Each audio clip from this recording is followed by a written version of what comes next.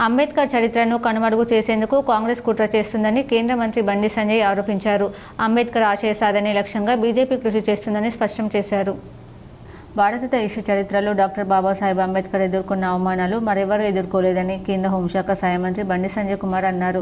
Doctor Babasaheb Ambedkar జయంతి ఉత్సవాలను పురస్కరించుకుని కరీంనగర్లో బీజేపీ జిల్లా శాఖ ఆధ్వర్యంలో నిర్వహించిన సెమినార్లో బండి సంజయ్ ప్రసంగించారు.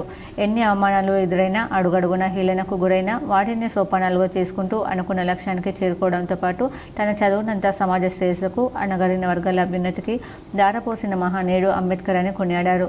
చిన్న సమస్య, అవమానాలు అయితే లక్ష్య సాధన నుండి పక్కకు తప్పుకుంటున్న నేటి తరానికి అంబేద్కర్ జీవితమే స్ఫూర్తిదాయకమన్నారు. అంబేద్కర్ను దళిత జాతికి పరిమితం చేయాలని కాంగ్రెస్ కుట్ర చేసిందన్నారు. నిజానికి భారత జాతికి అంబేద్కర్ దేవుడని అభివర్ణించారు. ఆ మహానీయుడి చరిత్రను నేటి తరానికి తెలియజేసేందుకే సామాజిక సమరసత దినోత్సవాల పేరుతో కార్యక్రమాలు నిర్వహిస్తున్నామని చెప్పారు. అంబేద్కర్ను దళితులకే పరిమితం చేయాలని కాంగ్రెస్ కుట్ర చేసిందని ఆరోపించారు. అంబేద్కర్ కొందరివాడు కాదు, అందరివాడు, సమాజానికి ఆరాధ్య దైవమయ్యాడని తెలిపారు.